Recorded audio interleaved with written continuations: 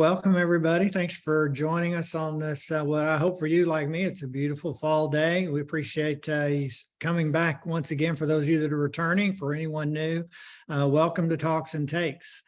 I want to start with a quick reminder about the IHRSA Convention and Trade Show, which is March 20th through 22nd in San Diego. And do remember this year, the day of the week is a little bit different. It's going to be, that's a Monday through Wednesday, the 20th through the 22nd. So hope you'll join all of us there.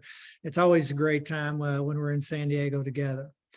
On a little bit of a sad note, we also want to acknowledge and send our condolences regarding the passing of Rainer Schaller, who's the CEO of the RSG Group, which includes not only Gold's Gym, but also the John Reed Fitness Centers, McFit, and several others.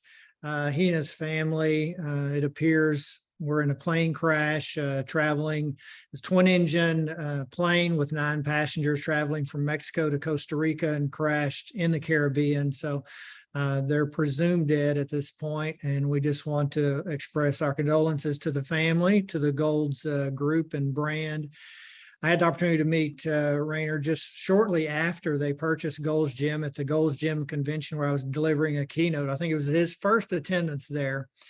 And from the first minute he walked into the show, he was a big personality. And he really had a great vision, I think, which Blair may comment on here in a minute. But Rainer was a big presence. He and his group were doing some really, I think, wonderful things for the Gold's brand. I've seen a John Reed Fitness Center here in Dallas, one of their newest locations, and it's very unique, very forward thinking. So again, we want to express our condolences to the families.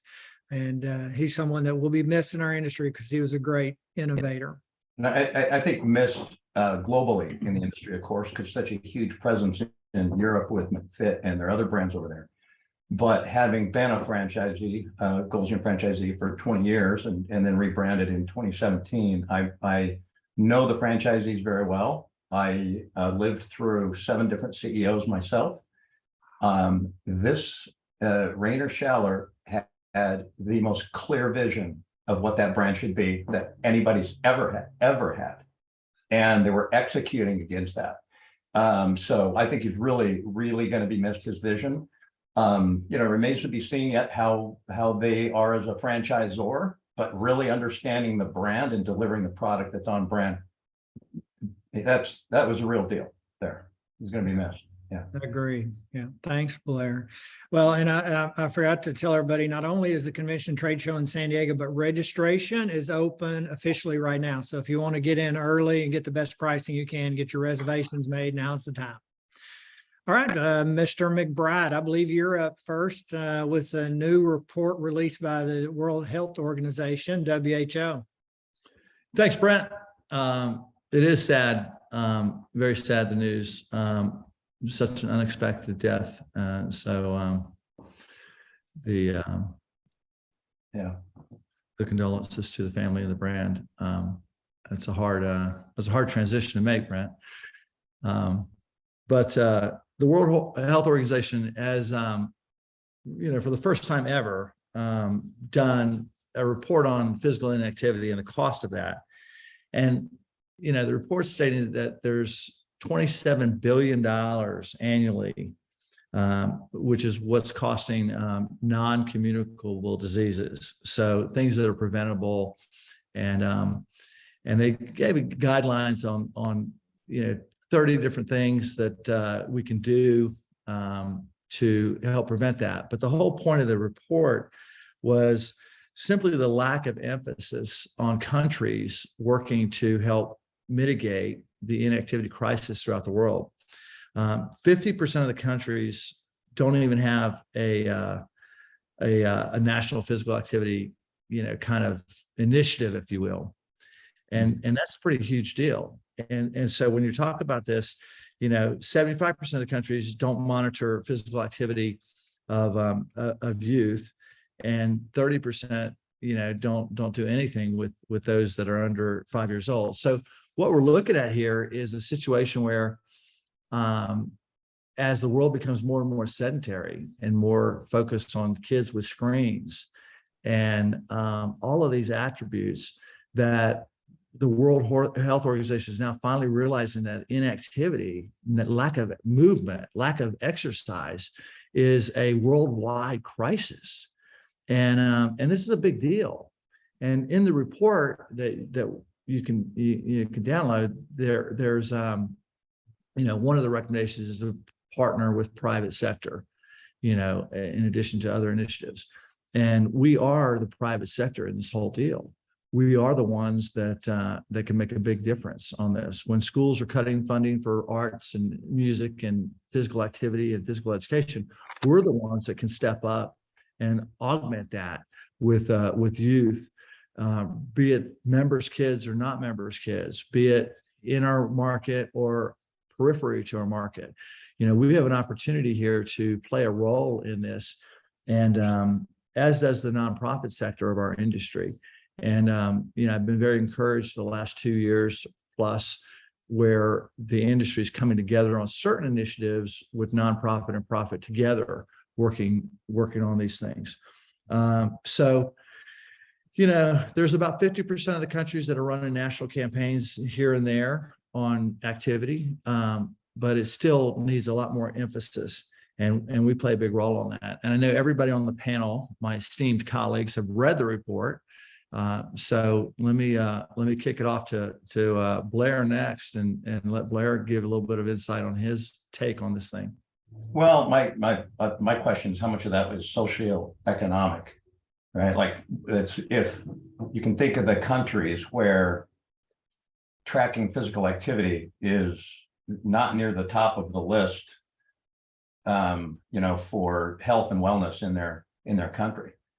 And it's probably, it'd be a shame if any wealthy nation, was not tracking it, any wealthy nation with any kind of a healthcare system, right? But a lot of this impact is the socioeconomic impact of not. Yeah, I mean, the way I met Brent, and I remember it like it's yesterday, Brent, and we're both getting a little older here, me getting older than you, but I met Brent in Moscow.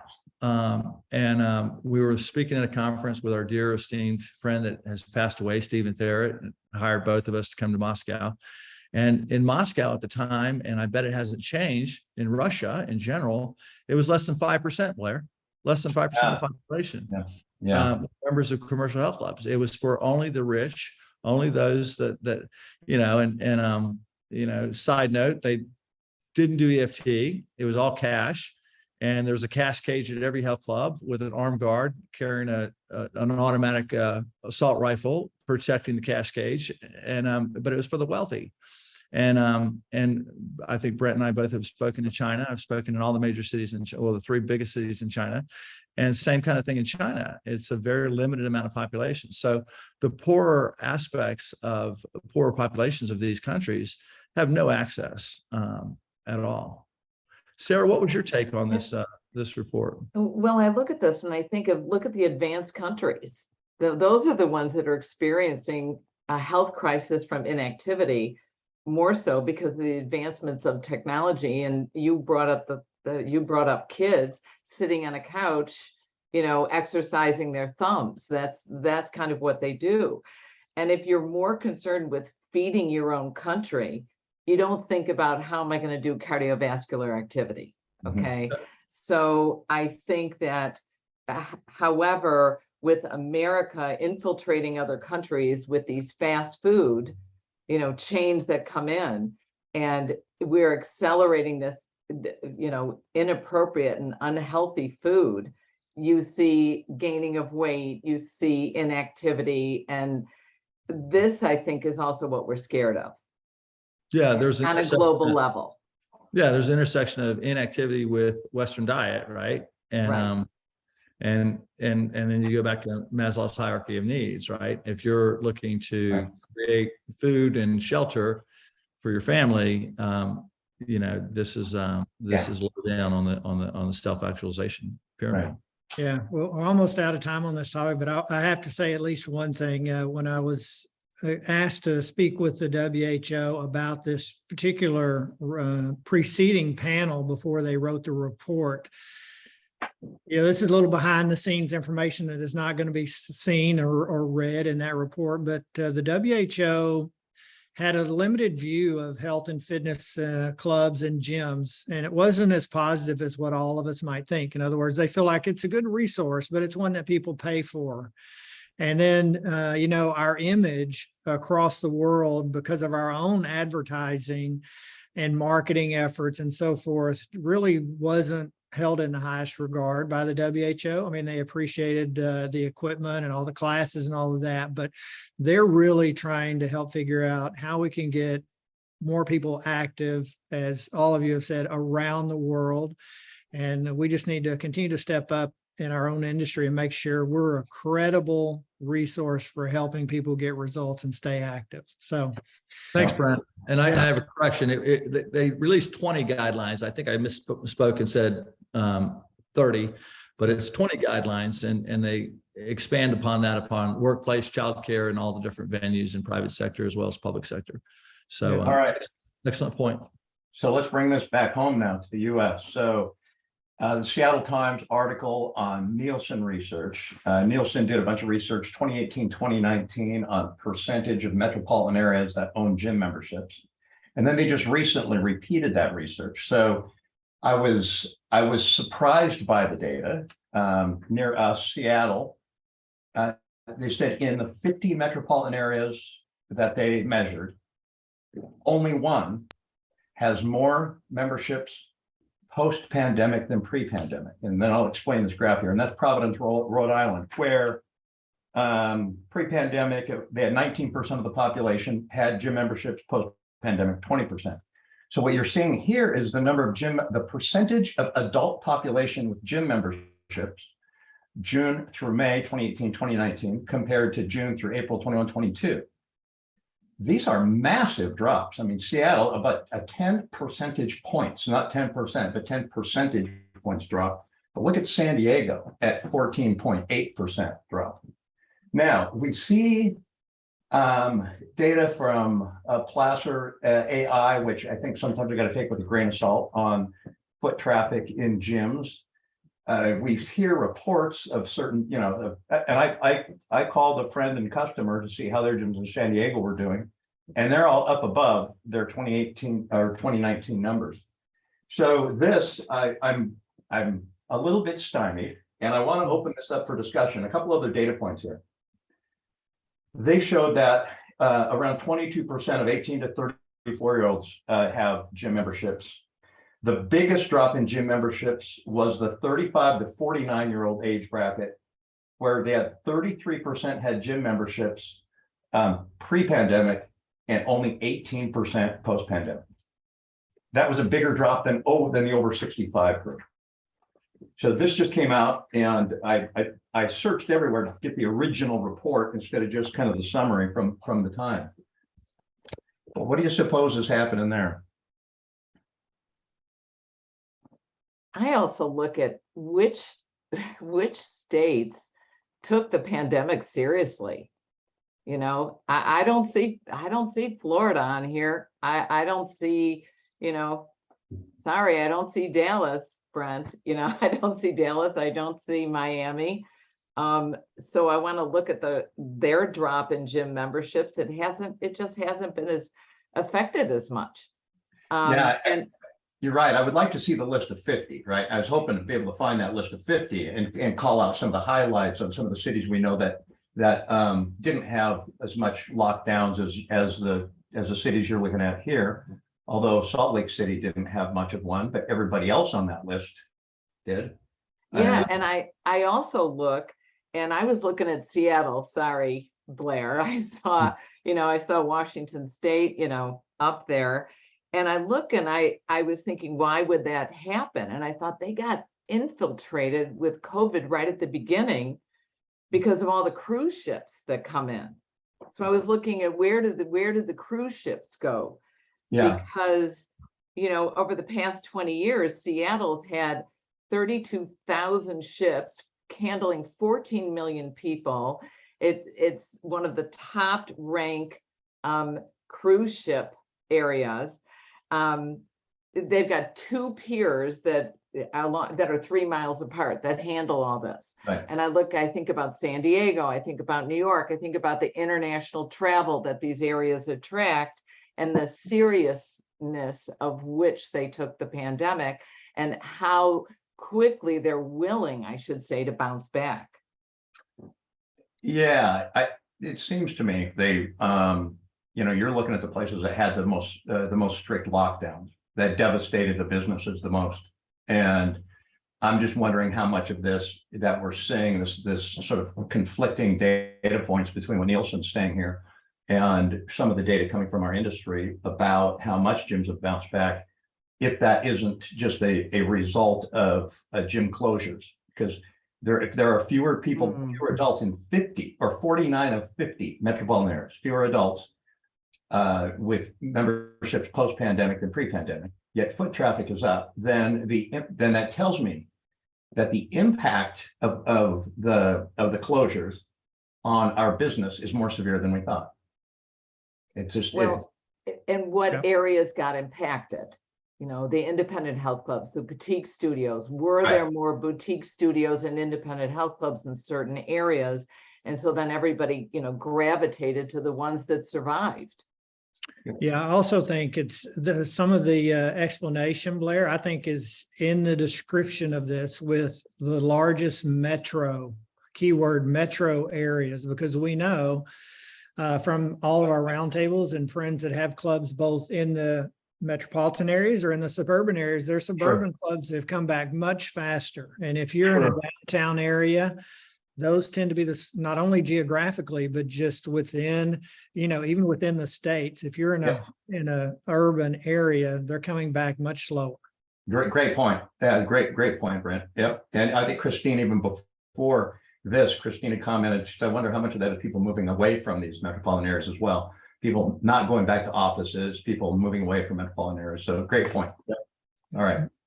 Yeah, I mean, one last thing I want to throw into the mix there is also seasonality. Looking at the data from June to April versus July to May, it's not capturing the 2022 winter coming up. And so, that may improve dramatically over the next several months, especially in states like New York and Boston and Chicago and places that I love to visit, but will not live based on the winters.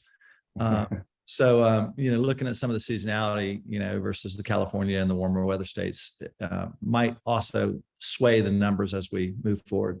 Yeah. All right, Sara, you're up next. Okay, here we go.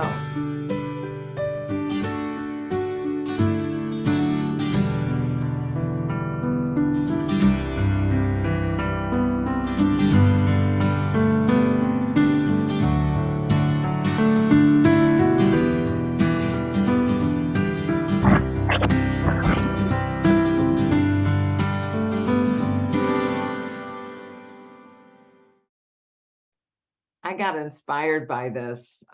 There was a lawsuit, and I titled it Franchise Prenup because this lawsuit was by FitBody, which is a indoor boot camp class program that they offer. And they're suing Miranda Lynn Downey, who is out of Kansas, and she was a franchisee of FitBody, and she actually stopped paying her franchise agreement. She's a small independent health club, and she got sued because she took the FitBody name, shifted the name of her facility to Fit Nation, which is pretty similar. She was accused of, in the lawsuit, stealing customers, operating a competing business, and of course, failing to pay her franchise fees. Now, it's interesting. What were her franchise fees? They were $1,500 a month, which were $700 in royalty, $500 in marketing, $300 in software. So that's $1,500 a month. It's $18,000 annually.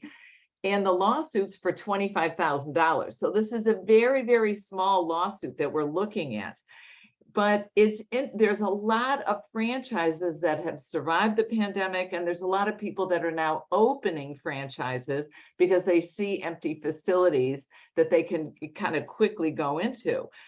But I look at this and it's kind of scary because I think a lot of us go into these franchise agreements and we don't realize that these franchisors are giving us wonderful things. They're giving us marketing, they're giving program support, they're giving you ways to not only grow your business, but to operate it through technologies, websites, social media abilities. They're giving you emotional support. Like you've got this built-in mastermind agreement that really helps you.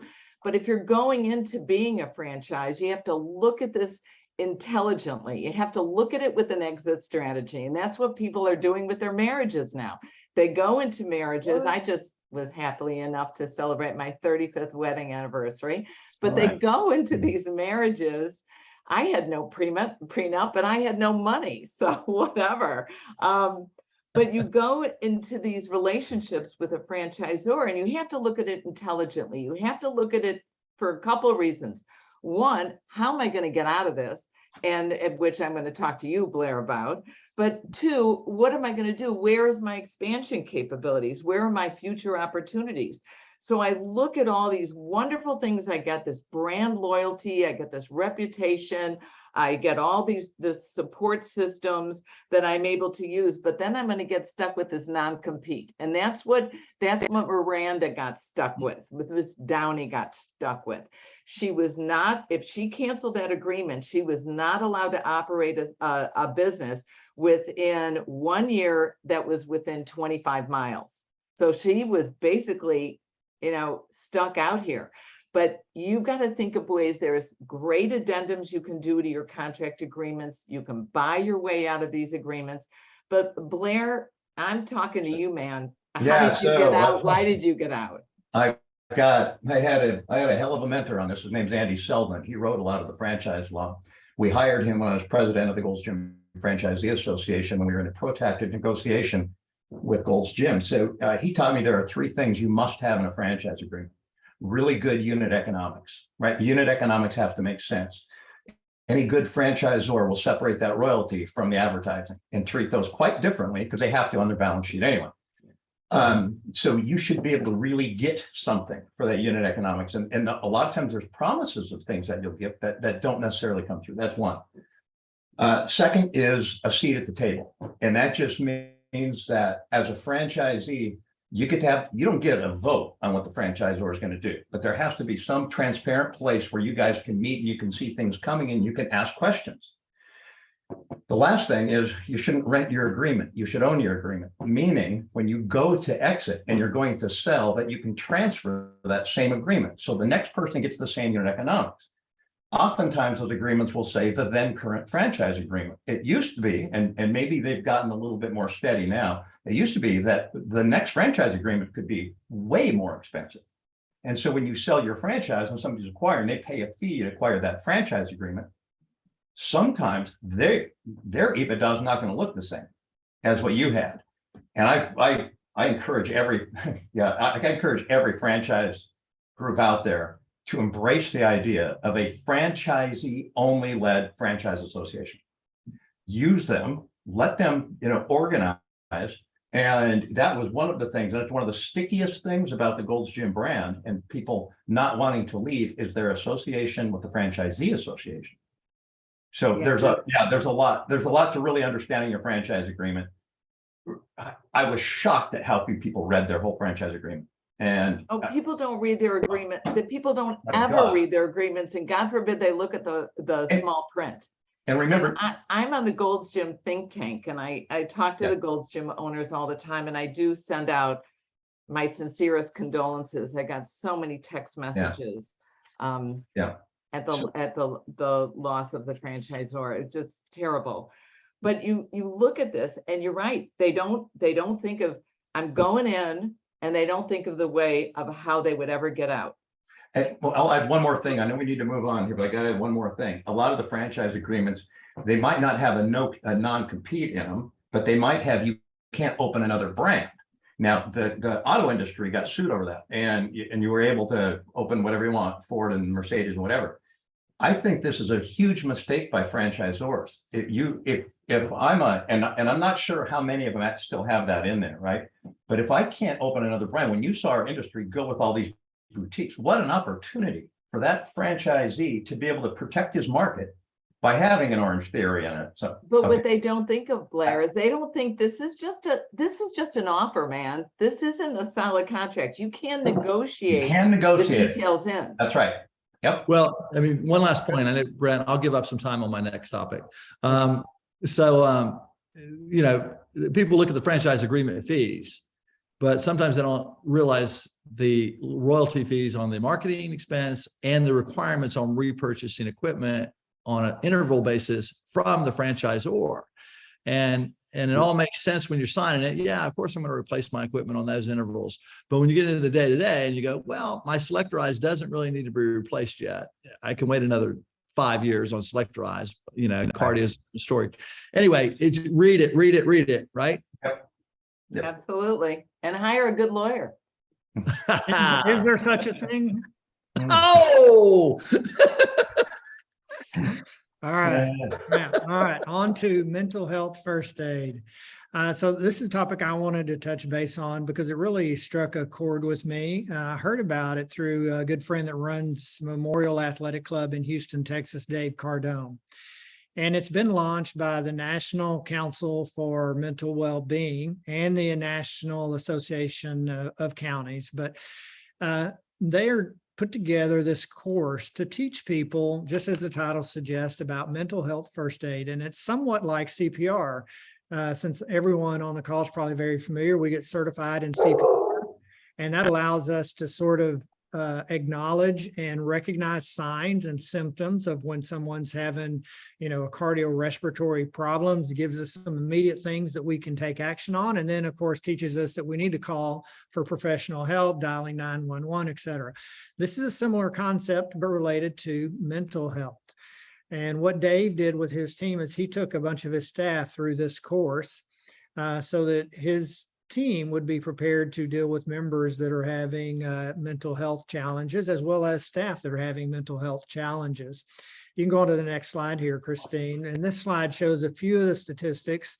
I'll just skip over to the one on the right, that 1 in 5 Americans are challenged in some way with mental health issues within a year. That means on this call, there's 4 of us, not counting Mark and Christine behind the scenes. So, you know, just on the screen, probably one of us is dealing with some sort of mental health challenges. And we won't mention Sara specifically, but the rest of us, you know, are always dealing with something. And one of the things that I learned in this course, which was really helpful, I think it's somewhat a generational thing, being that I'm, you know, moving toward that more mature market. And that is, mental challenges are really on a big spectrum. And I think in my mind, at least in the past, I've thought of that as something always really severe, right? Like, you know, a psychotic episodes or bipolar disorder or something of that ilk, which might be over on the far end of the spectrum. But it also goes all the way down to the other end, where it might just be frequent anxiety attacks, intermittent depression, dealing with bad mood over periods of time, not handling situations, you know, as well as you might, and not thinking as clearly because of the stress that you're under on an ongoing basis, and everything in between, including, you know, eating disorders, clinical depression, ongoing anxiety attacks, panic attacks, et cetera. So I found this course to be helpful for me. And I just thought, with as many people as I deal with on a day-to-day basis and so forth, that it would help me be more attuned to what people are going through, and not only to recognize those signs and symptoms, but also have a better understanding, or what is the right language to have with those people, how to communicate with them, how to listen better, and how not to necessarily try and diagnose, but how to direct them to resources that are out there that may be able to offer them, you know, some assistance. So again, I took the course. It's $139 per person for the course. You do 2 hours of pre-work on your own, and then you do 6 hours of live virtual coaching. So you'll have a live coach. It's very interactive. You can ask questions. It's probably the single best online testing and coaching that I've ever had related to any topic I've been on. It's just really well done. And then you have a 30-minute exam at the end to make sure, obviously, that you learn the information. So, it takes you a good about 8 hours to complete the whole thing. But I found it worthwhile, and I'm hoping it'll help me just as an individual personally to, help others that might be struggling. And I want to make sure that I, give them the right help that I can, as well as, giving them some resources and places to go. And Megan Kooperman was just saying that some insurance providers are offering it to companies through wellness funds and EAPs. And Brent, go back to being a club owner. Would this be something like, how would you use this in the club? Would you have, go ahead. Yeah, there's number one, maybe assign someone in your club to go and take the course. Like your HR person or whoever kind of takes the lead on employee communications or member service, for example. I think both of those people would be prime candidates. You can also get certified to be an instructor of the course, just like you can in CPR, right? So you can have your own instructor certified as well. But the way I would roll it out if I still own my health club, I would have probably my entire front line kind of go through the course. I would pay for it as a company and make that part of their continuing education. It's virtual, it's well done. Give them some time to do that. And I think, again, it's in the club, it's in your relationship with your other employees, it's in the relationship with the members, particularly as Sara and I were talking in the beginning, personal trainers who have such close connections with their members. And often it's not about fitness, it's about the mental part or the emotional part. I think it's so important to get your personal training staff trained. I also think as a CEO, people come to you, your directors have issues or have issues between each other, and there's something personal going on that's happened to me with my staff that I just didn't realize. Something must have been going on because they weren't getting along with each other. And if I had that training, I think I would have the sensitivity to know, maybe I'm over my head here and they should go talk to a counselor. But also I think that, as you mentioned, Brent, it's those personal trainers, they're dealing with these one-on-one individuals. And these people, I've been a trainer, these people come to you and tell you things you just don't even want to know about. Yeah. Yeah. And as I've shared this with a few other people, we've talked about our friends and maybe also in your own families, as you begin to see signs and symptoms of stress or behaviors that are just a little bit outside the norm. Anyway, I found it worthwhile. It takes a little bit of investment of time, but I thought I'd share it. Again, it's from the National Council for Mental Wellbeing. I think it's in the chat box, but you can find it, Mental Health First Aid. Just type it in, all the information will come up. And Megan's saying here also, U.S. Surgeon General also posted a new report on employee and mental health a few days ago.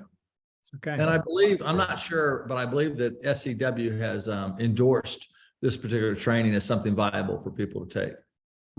Yes, I think it's very, very important. Yep.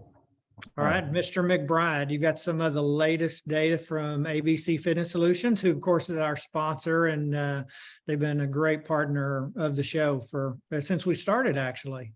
Yep. ABC does a lot of research and they provide a lot of materials for the industry. They've been a great partner of the show and they've been a great partner of the industry.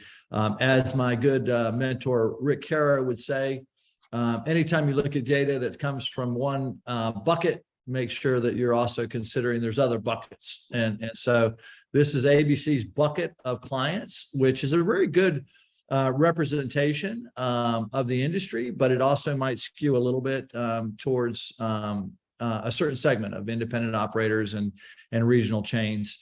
But I think that their sample set is large enough to where there's some trends here that we cannot ignore.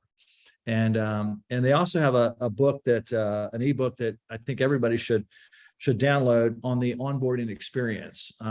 So, they've got a lot of resources and they spend a lot of time and money on trying to aggregate data to help us improve. This was really interesting. And this is a membership change by region, but I want to start with kind of a general, aspect here. New joins on the ABC ecosystem are up 13% overall from 2019. And irrespective of this chart, that's kind of their whole national global kind of statistic. And then the membership freezes, as one would expect, is down 33%. So, membership's up, freezes are down, which makes complete sense. But here's the part that bugs me. In their data set, they're having an increase still in cancellations, 15% more cancellations than in 2019, or over 2019 numbers. So, you got more membership, less people going on hold, but we still have an attrition issue or lack of a retention issue with regard to cancellations. With that said, if you go back to the previous slide, this is interesting. You see that most of the regions in the U.S. on membership change are, fairly consistent. You've got a little bit better in the Southeast, but the Northeast is lagging behind a lot of other markets. And I find that particularly interesting. And again, I talk about seasonality. We'll see what happens this winter, as this data was through October or through September and partially October. This is very current data. This is their latest research. So, the Northeast is still lagging in this. And I know, Blair, with your customer base on MXM Medallia, you probably have a similar data set, if you will, with what's going on with your customers. And you also are out there, as all of us are, speaking and talking to operators, so I'll kick it to you next, Blair. And obviously, Sara, you've got a lot of experience because you're doing conventions in every major market in the country. So you've got your pulse on what's going on in every market. What do you guys think? Yeah, so some of the stuff I wonder, like this is 21 versus 22. Could it be, and might have to look back further, could it be that they just lost fewer members in the first place in the Northeast? That Nielsen data said that Providence was the only place that was, positive on members. So maybe there's not as much headroom to grow memberships in that area. After you guys' comment about, that was 50 metropolitan areas in the Nielsen data. Yeah, our customers, certainly MXM customers that have locations in the tightly packed areas of New York and that have not seen the bounce back that everybody else has seen. I'm pleasantly surprised by this in this kind of growth. I would love to see this a trend line over time, right, or bar graph over time. Capturing different quarters, where were we compared to 2019, 20, 21, 22. I'm surprised by the increase in attrition. Most clubs I talk to, including my own two here, have had a massive reduction in attrition, mostly because you lost a bunch of members, right? But Blair, those are your clubs. Those are MXM. Those are clubs that are very sensitive to begin with, or they wouldn't be your client. Right. I totally get that. But there are other customers I'm working with that have seen the same thing. You're seeing the attrition. I think the attrition, I get the attrition. I think people felt this push to get healthier, to build immunities through exercise. There is a group of individuals that didn't really care too much about their weight or their health, but the COVID forced them to look at exercise being immunity based, and so they joined, or their doctor told them, or and they joined, and so now they're leaving. And the only thing I don't like about this study, I love ABC studies, but I don't like the way they didn't separate the central region. The North Central the Midwest is so different than South Central. So I thought that was a little bit of a heavy mix there. Yeah. Sara, in defense of that, when you look at IHRSA's data, 50% of health club members are in, I think, Brent, correct me if I'm wrong, are in like 10 states. So when you talk about Central, you have a lot less penetration than you do on the West and the East and the South and the North. But there's huge difference between the weather, in Dallas. I understand that, but there's less clubs in the middle market of the country compared to the, but you figure if 10 states represent 50% of all health club members, that leaves 40 states that represent the other 50%. So it's a little bit more diverse or dispersed. But I too, Blair, am like troubled by the increase in attrition. And I, they ran from October 2019, through what they have so far in October of 2022. And so Bill, let me throw one thought out that I think Yeah. may impact it. And this is anecdotal, just on comments from all the roundtables that I lead. Because I think I know where you're going. Yeah, we've been having these discussions, and part of it is people are cleaning up their sleeping dog members that were on freeze, and they put a deadline on it and force them to either make the decision either to come back or cancel, one of the two. One of the members said he has a category of his membership he calls donors. And that a lot of the donors that have been on our rolls and we've been collecting dues from for years, the pandemic brought that to a close. So I think part of it is people cleaning up their books and saying, this freeze is not going to be free anymore. You either need to come back in or cancel. And that's caused a big sort of little bit of a dip or increase in cancellation. Maybe that explains part of it. I'll throw one other thing out there that I think explains part of it. The first part of the population we saw come back are the younger, 18 to 25. That is always your highest attrition. Yeah. And we even saw in the Nielsen data that mid 35 to 49 is the biggest drop in memberships from pre-pandemic. And I'll bet it's driven more by maybe age. And it's not that the other interesting thing about that attrition would be, are they leaving the industry or are they leaving clubs and going to another club? And you look at the time of the year, they're going back to school. Sure. So you look, Diana made a comment. She said, do you think maybe it has to do with, the past 10 years or so that we've kind of steered away from long-term membership contracts? I don't think so. Again, we're running out of time on this topic. Yeah, we are. I'm going to talk about chemotherapy research. I want to leave two takeaways here real quick. This is a prime opportunity for the Win Back campaign, former member, alumni. I mean, if you gave every one of your cancellations 3 free months to win them back at no charge, you might have a spike in getting those folks back, or at their old rate, or no reg fee, or at a half rate, whatever it is. This is an opportunity not to lose those connections with those people and not to just let them go. So win back, former member, alumni, whatever you want to call it, go after those folks and keep them on your distribution. Good. Thanks, Bill. Okay, Sara. Okay. All right. Therapy and exercise. I'm anxious to hear about this. I'll go fast here.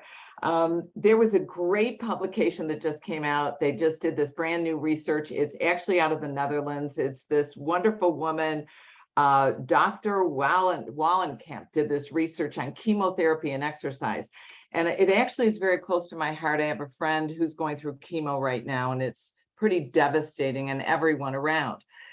What chemotherapy does is it actually deteriorates the heart and the respiratory function. It's indiscriminate in its release when you go through chemotherapy. It causes what they say is cardiovascular death, extreme fatigue, you get low blood cell counts, you get nausea, low energy. We've all seen this and we've probably experienced, but people have difficulty breathing, less activity. They have a reduction in the quality of their life. And they're very slow to recover from chemotherapy. But what this study documented, that you should not just wait until after you complete your chemotherapy to exercise. You should actually exercise as soon as you begin your chemotherapy. And actually, some physicians are talking about prepare for chemotherapy the same way we prepare for orthopedic surgery, that we put people through training and they work with physical therapists. You should work with a physical therapist. You should work with a personal trainer, some type of exercise.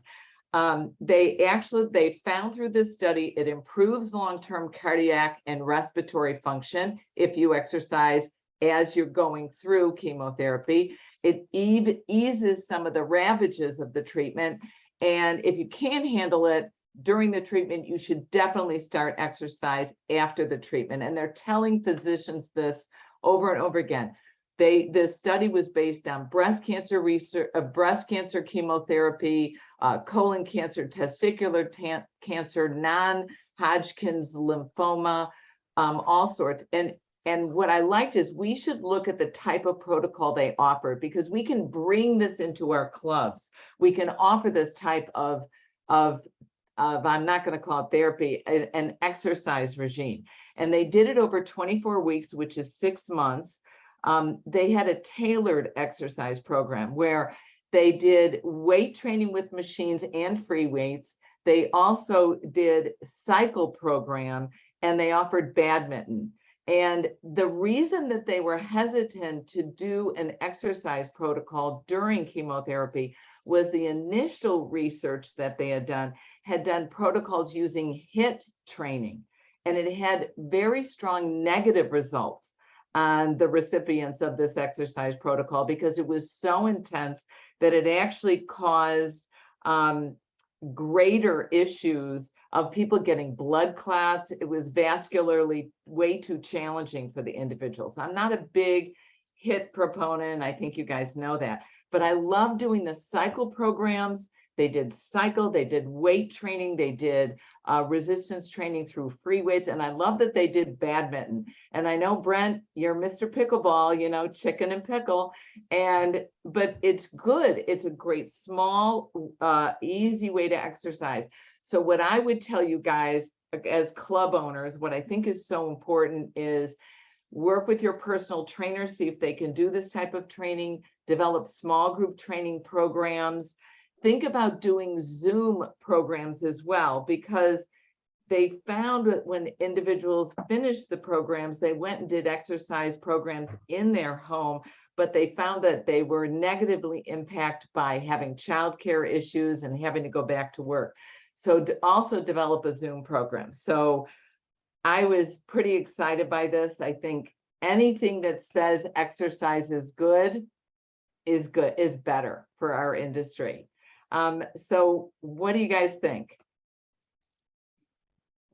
I think Don't all jump at once. No, I think it's brilliant. We do a lot of cancer fit type programs in some of our locations, and this has such a huge impact on immunity and tolerance with regard to chemotherapy. And it's also so hard when you're going through chemotherapy to get motivated to do that kind of thing. And so there's as much motivational psychology encouragement in this mix as there is programmatic aspects. And so back again to Brent's point on the mental health certification and, you know, coaching certifications in general, that's a big deal when you start doing special population, i.e. specific condition medical wellness programming, that it's as much mental as it is physical to get them even in the door to start embracing that. Because, you know, I lost my mother to cancer, and she did chemo and radiation for a year.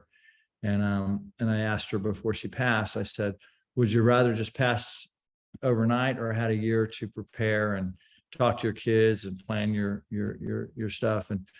And she said, I would rather pass to my night. I mean, it's a miserable experience, especially for those that are diagnosed late for things. And God bless the new technologies and things going on now with the recovery rates and some of the cool breakthroughs on immunotherapy and so forth. But I think the mental part of it is a big deal too, Sara. And I think you're right on point with this whole thing. This is a great topic. Yeah. Yeah. And people are living longer because chemo is more effective. Sure. And so that's why they looked at how do we make the quality of life better during the chemo, because it's going to have better outcomes now. Yep. All right. All right, So, Blair. okay, it's interesting, right? Because if you are doing programs like that in your club, you are expressing what your values are. If you're going to do a chemo program in your club, if you're going to certify your people in mental wellness first aid, it says a bit about what your values are. And I love this HBR article, the newest Harvard Business Review. The cover article is, what does your company really stand for? And I'm happy to see this article, because there has been, with the whole diversity, equity, inclusion drive, some companies are trying to get away from the idea of a culture fit and say, well, that won't bring in the diversity we need. And these researchers are saying that's complete BS. You'll have more diversity if you make sure your values are aligned. They call out the difference between values and beliefs. He said, two people could have the same, they both value creativity, but one might believe that creativity comes with a bunch of people in a room on a whiteboard, and one might believe that creativity comes by yourself sitting in a room. He said they were a bit frightened by this move by very large, global 2000 companies saying, no, we're going to get away from that. So they say there's two real mistakes people make with their values.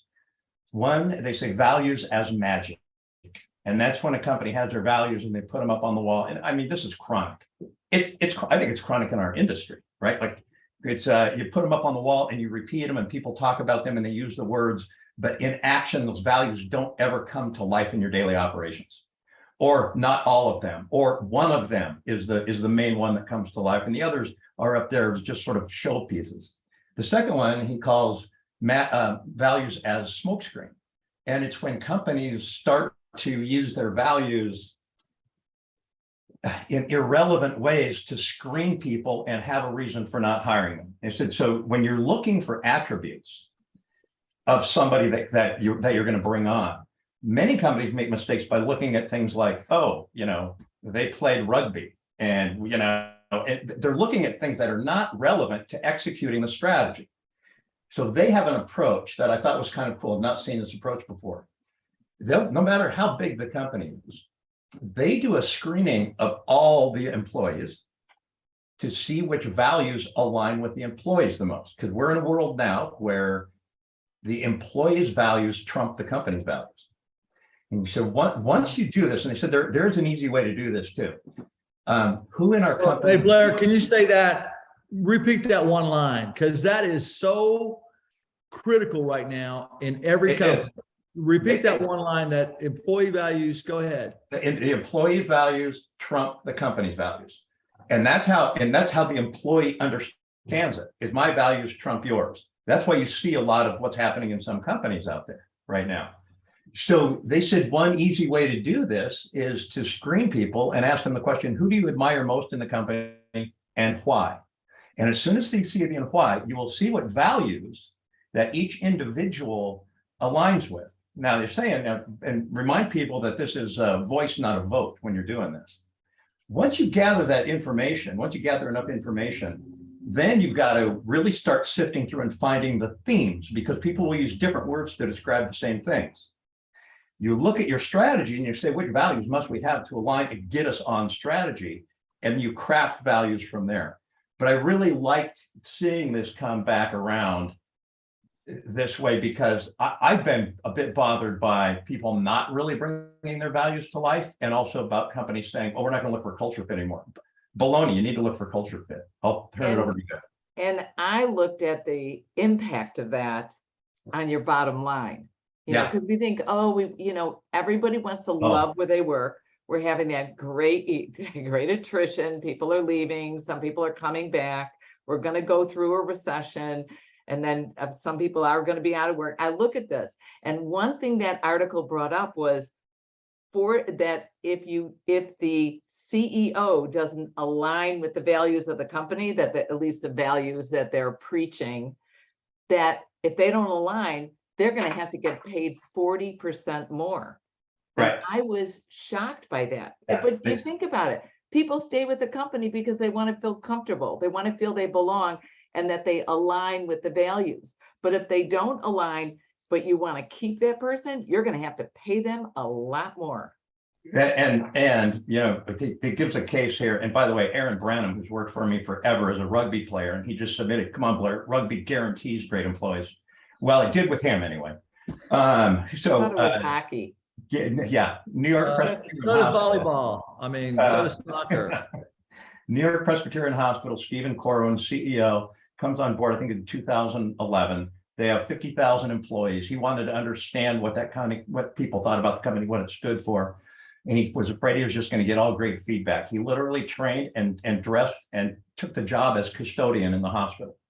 And he said it was the most demotivating thing he'd ever done, that he felt completely unseen and invisible by every nurse, by every doctor, by every patient.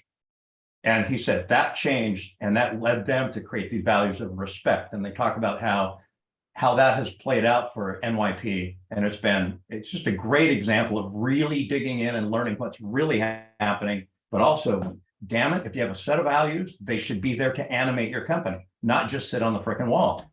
Okay, I'm done. All right. Way to Well- preach there. Amen, brother. Mic drop, right? What I always say, you preach the sermon, I'll turn the pages. No, but another thing on that is if you do an interview or go out with colleagues to a restaurant, how they treat servers is Right. another way to evaluate somebody's personal value system. Brent did a lot of stuff like that when he was running his club with regard to having them experience 4-star, 5-star hotel service. So, understanding how people's value system aligns with yours and living it. If you're nice to your date, but a jerk to the waiter, you're a jerk. Sorry. That's right. Good And example. if you lie once and tell the truth a lot, you're a liar. All right. Is that our segue to your next topic, Bill? How to? Oh, am I up again? You are. Oh, I got the lucky three spot deal this You did. month. Yeah. So there was an article, and it was titled "How Not to Treat Your Employees During a Hurricane." After we had Ian here, and it was interesting because on the news or on my Apple news feed, I saw that there was a company that said, "Hey, bring your stuff to work, and we're all going to hunker down, and we're going to order food, and we'll work from here." And when I saw that little news feed thing, I was like, man, that's pretty hardcore. But then I thought about my earlier career with clubs and in snowstorms. And nobody ever wants to close their health club during a snowstorm. And when you're in a winter environment, that's kind of common practice. And you've got snowplows that are on contract, and you got salt in the club for the sidewalks and all that. That may be wonderful for those that can make it in. But in the South, where I grew up in North Carolina, when it snows, it's a big deal. 2 inches of snow, it's nobody knows how to drive. You're not prepared. It's like a crazy thing. I digress a little bit, but everybody wanted to open no matter what. We're always open. We're hardcore. We got to be a place for the members. And that's pretty cool, except for the fact that we got to put safety first. And this is a perfect topic, piggybacking on Blair's. If your culture is about people first, but then you tell your people to take their computers to the shelter during a hurricane, or to come into work and we'll hunker down here and order food, you're not being authentic, to say the least. You're probably being a little bit of an asshole, if not a big asshole. I'm sorry, Brent, I know we're not supposed to curse on our show here. Yes. Bring that in, will you? Yeah, I'm gonna rein that in. But anyway, so this article had a couple things. One thing not to do is say that the media is scaremongering. So don't downplay the sense of the emergency. And we saw this in COVID. Some places were like, COVID's real. It's a national issue. It's scary. And some places were like, COVID's not as big a deal, and we're going to power through. And so you don't know how your people are dealing with their crisis, right? If their house is in the eye of the storm, and somebody else that works for you's house is inland, you're going to have two different mental perceptions. Just like if you had somebody that was an elderly parent with COVID versus no elderly parents that are affected, so don't assume because you believe the media is scaremongering that that's the reality. Assume that all your people are going through different mental aspects with regard to how they feel, and treat them based on how they feel. The second thing the article said, tell employees to make sure to bring all their equipment with them as they evacuate. The second thing not to do. Okay. So, hey, take your computer to your parents' house inland, take your computer to the shelter so we can get some work done.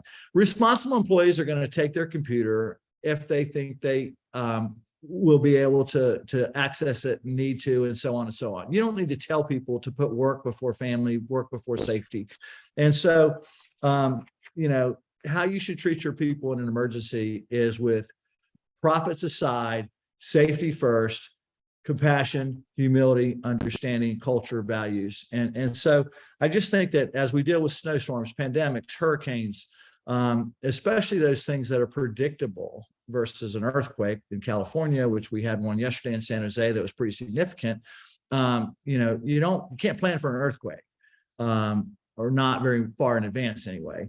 But on these things that you can plan for, give your people a lot of latitude to take care of their family and themselves and support them. I just thought it was interesting to remind operators that, profits are great, profits are wonderful, we need them, but without your people, you got nothing. So take care of your people. I So in kind of other like words, the we should treat our people during a crisis like a hurricane the way you should actually be treating them anyway. Correct. For sure. But I Yeah. do think that, what you said, Bill, just triggered me to think, if you can talk to your staff about possibly what's coming up, like they had been publicizing the issue of the hurricane in Florida. Oh my gosh, it was day after day after day. We had a conference coming up and everybody was supposed to fly in, and I had multiple people that worked in Florida, and I was like, you guys, you got to do what I had people that wanted to stay in Florida to be with their family. I had people that left early to get away from Florida. Mm-hmm. And you have to, as a leader, you kind of have to go, okay, I get it. You want to stay, you got to be with your kids and your husband. I get it. And then the other person who wanted to get out of town as quickly as possible, sure, we'll pay for an extra hotel room for you to get to the site a day early. And I agree, Bill, you've got to be sensitive to their needs, to what they think is safe, not what you think is safe or right. Yeah, it's like a member's perception, right? It's not my perception of cleanliness, it's the member's perception of cleanliness that matters. Perception is reality. And my thoughts and feelings have nothing to do with other people's thoughts and feelings, other than can I empathize and relate, right? Yep. Right. Yeah, thanks, Bill. Appreciate that. Our last topic today is titled The Wealth Divide, and this is based on an article that came out of the Global Wellness Summit. They put out a newsletter, I think monthly, and it's got some good trends in it. And this one was titled The Wealth Divide is Widening. And the premise of the article is that there's an increased spending from the wealthy on wellness type services, wellness vacations, wellness treatments, memberships to really exclusive high-end clubs. They reference a new club in New York City called Amman. And I think if you stay at that resort over the weekend, it's $14,000 a night during the week. And it's $1,400 during the week, $1,900 a night over the weekend. But that gives you access to, of course, all sorts of amenities, classes, treatments, spa, and nutrition, counseling, evaluations. And the article goes on to reference a number of different places that are seeing a lot of success at the very high end of the market, serving those people that have means, if you will. And this is really not a little bit in contradiction, if you will, to the WHO's report that we started with, talking about trying to grant access and make wellness and being active more accessible, no matter where you are in the world, no matter what your class is, no matter what your income bracket is. And they're not denying that at all in this article. In fact, they're saying, yeah, that's the very contradiction that they're wanting to point out, is that coming out of the pandemic, most of us in this industry were all hoping that more people would become active in whatever way they could, hopefully joining health clubs, but if not, go to the park, but just be active in whatever way that you can. And this article just brings up the other end of that equation, which is the super wealthy, the super rich are also investing more and spending more on wellness activities than they ever have before. And it's a growing end of our sector in the wellness business. And Sara and I were talking earlier about the fact that private equity is really jumping in, but they tend to be jumping in more on this, super wealthy end of the spectrum. And the last thing I'll say before I hand it over to my colleagues to comment is we've talked a lot on this show, and I know there's been a lot of discussion among the roundtables and all the conventions and seminars, webinars about recovery. or rejuvenation. Perhaps that's a better word, but these treatments that help people, if you will, recover, feel better, and people are building out those spaces. And those tend to really attract, almost like personal training and spa services, people that have some form of discretionary income. And perhaps we're leaving behind even more as we build these programs out, accessibility for people at all levels. So that's the essence of the article. I thought it was quite interesting about the dichotomy along class lines. Yeah. And it's a strategic choice. I was going to go next, Blair. Oh, go ahead, Bill. No, go ahead, Blair. Well, it's a strategic choice. There's a lot of people in our industry that really don't want to partner with healthcare or anything like that. And I totally get it, right? There's a big pain in the rear, half of it. And, there is a marketplace for the real high end. And, probably a great place for private equity to invest right there. Yeah. Well, When I was hotel, it's very similar. Yeah. In the nonprofit, not-for-profit space, I don't care what you call yourself, profit, nonprofit, non-for-profit, or not-for-profit. No margin, no mission.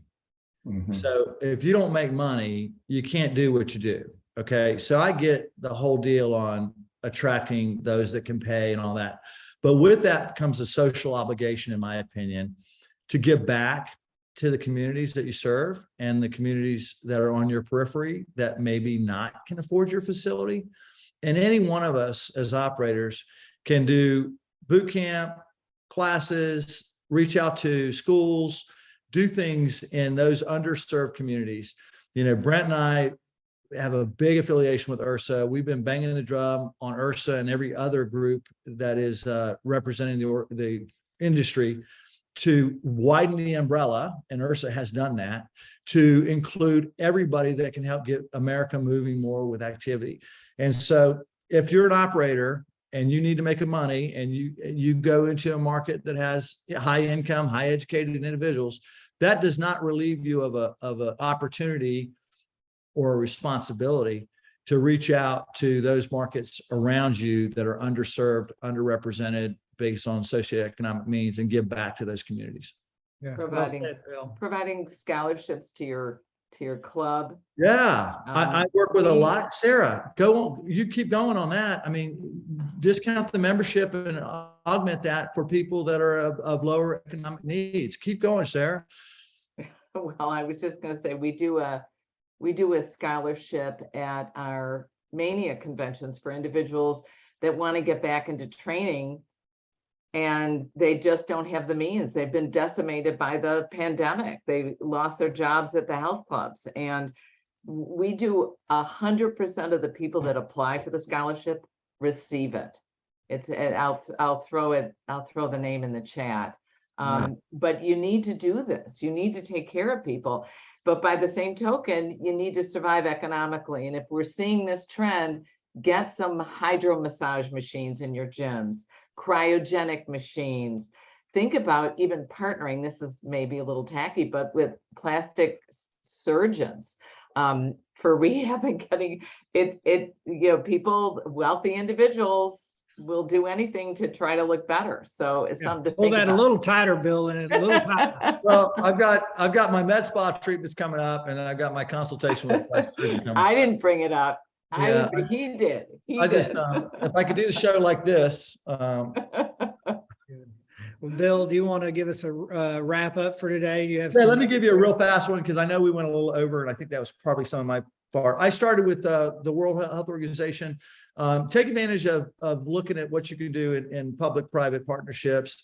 Download the full report. Look at the 20 takeaways that they came up with because it's pretty insightful. And it's very encouraging that they're recognizing this inactivity issue. Then we talked about Blair took us on number 2 with markets not bouncing back. It was very interesting looking at the total population versus actual users. Interesting data based on different markets and looking at that. When anybody tells me, oh, we're 120% of where we were in 2019, I roll my eyes and go, I'm not. I'm average. I'm about 75% at best over my whole landscape of clubs. So it isn't over yet with regard to the bounce back. And we're getting into what I call the third phase of the pandemic. We had shock and awe. We had, oh my God, transition. And now we're getting into, okay, I can see the light in the tunnel. Let me get back to normal-ish.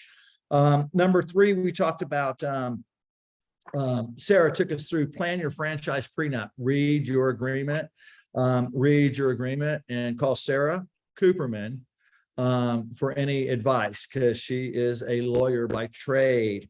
Number 4, we talked about mental health first aid. It's like CPR. It can be a great certification to put in place. It will enhance every aspect of your business. Brent talked about having all frontline staff go through it. And then Sara piled on with have all staff go through it, that are touching the consumer. And it's, what was it, Brent, $139, less than $150. And so, such a small investment for a big payoff. 5, I took us through some ABC data, which was very encouraging on the sales and the reduction in freezes. A little concerned with still the spike in attrition. Blair made a really good point that maybe, just maybe, that has to do with the younger age population that's more likely to transition and attrit anyway. Sara brought up a good point about people going back to college and so on. Anyway, look at that from a perspective of maximizing the opportunity, and don't make excuses. Just keep plowing ahead. Number 6, we hit on chemotherapy and exercise. I got really kind of jazzed about this conversation because I think it's so critical. Sara took us through this. Her 24 weeks, 6-month program. It was customized in a small group training format, and then it can migrate to a video kind of format. So really looking at how you can enhance those community service programs. Number 7, Blair took us through what does your company stand for? What are the values? And I love what he said, and I made him repeat it. The employee's values trump the organization's values. If the employee has a higher value set than the company does, you're not going to keep them very long. And so really looking at that cultural fit and values perspective. And we could go on that topic a lot longer, but I think Blair did a really nice job with that. I talked about how not to treat your employees during a pandemic, or a hurricane rather. And then Blair also piled onto that, and so did Sara and Brent. Treat people like they should be treated, regardless of if there's a crisis or not. Put safety first. And we always talk about we're family. Well, if you say you're family and then you tell them to abort their other family with regard to right now this crisis, you're not being family. So really honing in on how your actions represent your value system. And then we hit on number 9 with Brent, the wealth divide. So don't just focus on those that can pay. Focus on what you can do for your whole community, understanding that no margin, no mission, and you have to make a profit. But scholarships, outreach, all those kinds of things can make a difference. And you might even get a little good press for doing the right thing. Okay, thank you, Bill. Good job as always. Appreciate that. We have just a few minutes left, but I have one question, and it's a retention question. He says, we've been having a hard time with renewals. We've been renewing about 60 to 70%. Since reopening. So what do y'all think of those numbers, and do those numbers make sense, Blair? Well, go ahead, Blair. If I understand the question correctly, that since they reopened, they have brought back 60 to 70% of their members. I would say this, might want to fine tune that, because I would, and probably maybe that's across multiple clubs. But I think that is in line, especially they're from Quebec, right? So that's another metropolitan area that got closed down in a hard way. Canada had a very hard approach. So that's about where we are in Wenatchee, Washington, is about 71% of those members have come back. And that's happening across the country. That 70% margin. When things started in 2021, people started at about 30%. And now it eked up to about 50, and it's at between about 65, 70. That's what we're experiencing at our conferences as well, all over. And it also almost exactly maps our check-in data from 2019 too. So we're at about 68.5% of the check-ins that we had in 2019. So I think, I believe the name is Dimitar. I think you're tracking where a lot of people are, and a lot of people in areas like yours are probably looking at this as the new normal and figuring out ways to, increase. If you haven't increased membership prices, you should.